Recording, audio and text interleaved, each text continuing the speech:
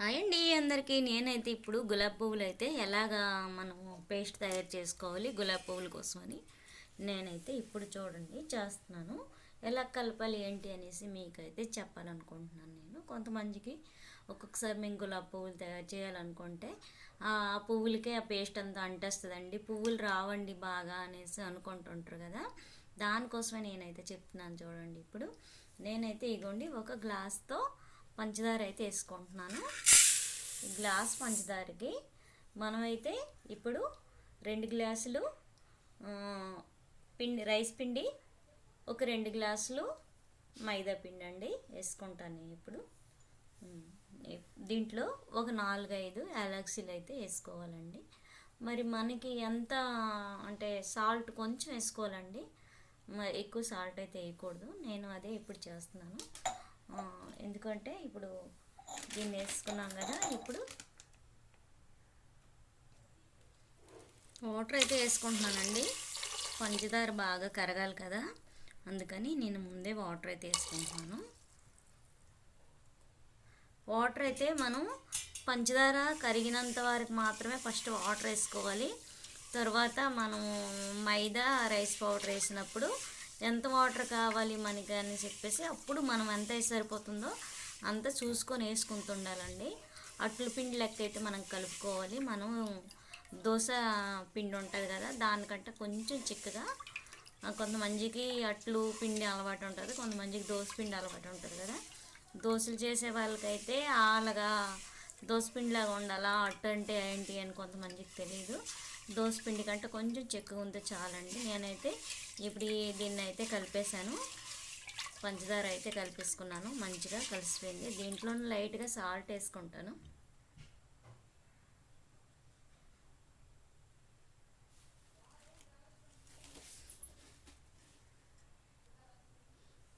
ఇదిగోండి లైట్గా అయితే సాల్ట్ వేసుకుంటున్నాను నేను, మరీ ఎక్కువ వేయట్లేదు, కొంచెం వేసాను. సాల్ట్ వేసుకున్నాను కదా, ఇదిగోండి మైదా అయితే వేసుకుంటున్నానండి. ఈ గ్లాస్తో ఒక గ్లాస్ పంచదార వేసుకున్నాను కదా, 2 గ్లాసులు మైదా అయితే వేసుకుంటున్నానండి నేను. 2 గ్లాసుల మైదాకి 2 గ్లాసులు రైస్ పౌడరే కావాలి. అప్పుడు సరిసమానంగా వేసుకునేటప్పుడు మనకు స్మూత్గా వస్తాయండి గులాబీ పువ్వు అన్నది. అందుకని నేనైతే అలా చేస్తున్నాను. ఇగోండి 2 గ్లాసులు మైదా వేసుకున్నాను. 2 గ్లాసులు మైదా వేసుకున్న తర్వాత 2 గ్లాసులు రైస్ పౌడర్ కూడా అలాగే వేసుకోవాలండి. ఇగోండి 2 గ్లాసులు రైస్ పౌడర్ అన్నాను కదా, 2 గ్లాసులు అయితే వేసుకుంటున్నాను నేను. 2 గ్లాసులు వేసుకున్నాను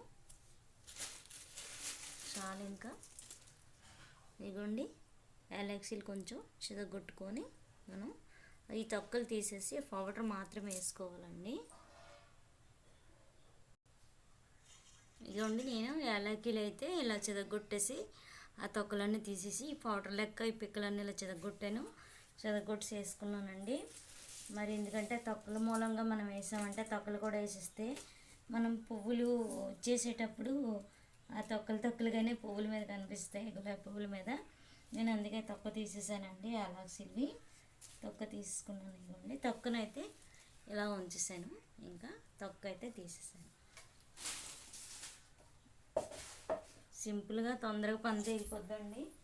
నేనైతే ఇలాగైతే కలుపుకుంటానండి. చూడండి ఇప్పుడు అంతా ఇలాగా మొత్తం మనం పంచదార వేసుకున్నాం, సాల్ట్ వేసుకున్నాం, రైస్ పౌడర్ వేసుకున్నాం, తర్వాత యాలకుల పౌడర్ వేసుకున్నాం, మైదా పిండి కూడా వేసుకున్నాం. ఇదిగోండి నేను అంతా ఇలా ముద్ద కలిపేసాను. ఉంటే నువ్వులు కూడా వేసుకోవచ్చండి. నేను ముందుసారి చేసేటప్పుడు నువ్వులు వేసాను, ఈసారి అయితే నువ్వులు లేవు, వేయలేదు. చూసుకొని వేసుకోవాలండి వాటర్, అందుకే నేను చూసుకొని వేస్తున్నాను. ఎందుకంటే చూసుకొని అంటే దీనికి కూడా ఒక పదం ఉంటుందండి, చూసుకొని కాకపోతే కళ్ళు మూసుకొని వేసుకుంటారా అని వాడతారు కొంతమంది.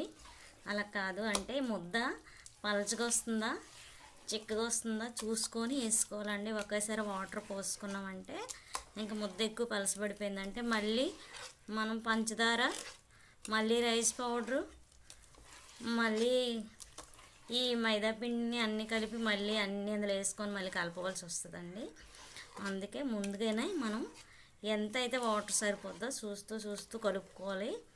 వేస్తుంటే కొంచెం సరిపోకపోతే మళ్ళీ వేసుకొని కలుపుకోవాలండి. ఇలాగా నేనైతే అంటే ఆ జోక్ ఎందుకు వాడాను అంటే, ఎవరైనా చూస్తేనే కలుపుతారు కదా, చూస్తేనే వేస్తారు కదా అని ఎందుకు వాడానంటే, ఇప్పుడు కొంతమంది జోక్గా ఇప్పుడు మన ఇంట్లోనే అయినా సరే అలాగే అంటారు కదా, చూసుకొని కాకపోతే ఇంకేమైనా కళ్ళు మూసుకొని వేస్తారా అనేసి వాడుతుంటారు కదా. అందుకని బయట వినేవాళ్ళు కూడా చూస్తూనే కాకపోతే మరి కళ్ళు మూసుకొని వేస్తారా వాటర్ అనొచ్చు. అందుకని నేనైతే చెప్పానండి, ఇలాగ ఉండాలండి పిండి అయితే, ఇలా జారుతూ ఉండాలి. ఇలా జారాలండి మనం చేయి మీద నుంచి. ఇలాగ జారితే మనకి రెడీ అయిపోయిందండి పేస్ట్. ఇంకా చిక్కగా అయితే బాగోదు, ముద్దగా అయిపోద్ది అంటొస్తుంది. అందుకు చూడండి, నేను మీకు చెప్తాను. ఇప్పుడు వేని పెడితే ఇలా అంటాలండి. ఇలాగ అంటితే మనకి పిండి రెడీ అయిపోయినట్లండి.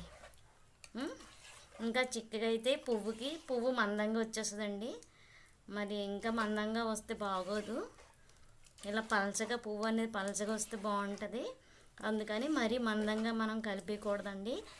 ఏంటి ఇంత టైం అన్నీ చెప్తున్నాను అనుకుంటున్నారా? కాదు, కొంతమందికి తెలియకపోయిన వాళ్ళు ఉంటారండి. తెలిసిన వాళ్ళు చాలామంది ఎక్కువ ఉంటారు, తెలియకపోయిన వాళ్ళు తక్కువ ఉంటారు. తెలియకపోయిన వాళ్ళ కోసం అండి నేను చెప్పేది. ఇలా చేస్తే మనకి బాగా వస్తుందండి. అంతే అండి, ఈ రోజుకైతే ఇది కలిపేశాను. ఇంకా ఇప్పుడు ఆయిల్ అయితే పెడతానండి కడాయిలో. నేను కడాయి వేసుకున్నానండి గ్యాస్ పైన. ఇదిగోండి గ్యాస్ అయితే వెలిగించుకుంటున్నాను. ఇప్పుడు ఆయిల్ అయితే వేసుకుంటున్నానండి. వంటలు వండి మా కడాయి చూడండి ఈ కలర్కి వచ్చింది. మేము అన్ని వంటలు ఇందులోనే వండుకుంటాం, అందుకు అలా వచ్చింది. ఆయిల్ అయితే అంత వేసుకున్నానండి. 1 కిలో అండి, 1 కిలో ఆయిల్ వేసుకున్నాను నేను.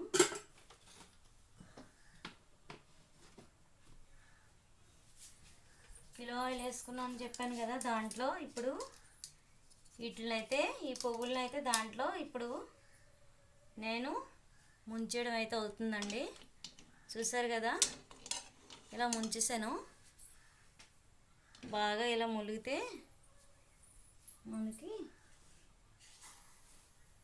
వేడెక్కుతుందండి, బాగా బాగుంటుంది. అలాగా బాగా పువ్వు రాలుతుందండి, లేదంటే పువ్వు అంత వేగం రాలదు.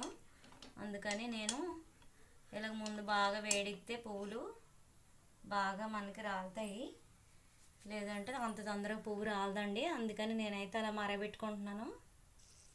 వేడెక్కిందా లేదా అని నేనైతే కొంచెం వేసాను. ఇలాగైతే వేడెక్కిందండి, ఇలా పైకి వచ్చింది. ఇప్పుడు నేను ఒక గిన్నెలో ఇలాగ చిన్న కటోరీ గిన్నెలో ఈ పువ్వు ముంచడానికి మాత్రమే ఇలా నేను అయితే వేసుకున్నానండి. ఈ పువ్వునైతే ఇలాగ ముంచేసి ఇలాగా మనం ఆయిల్లో పెట్టుకోవాలండి. పెడితే మంచిగా పువ్వు అనేది మంచిగా రాలుతుంది, బాగుంటుందండి. ఈ 2 గుత్తుల్ని మనమైతే ఇలాగే ఒకటి పోతే ఒకటి వేడి చేసుకొని మనం ఇలా పెడితేనే మనకి పువ్వు అనేది బాగా రాలుతుంది. ఇప్పుడైతే నేనైతే ఇలా పెట్టుకుంటున్నానండి. చూసారు కదా, దీన్ని అయితే మనము ఇలాగే చేయాలి. చేస్తే బాగా పువ్వు అనేది బాగా వస్తుందండి.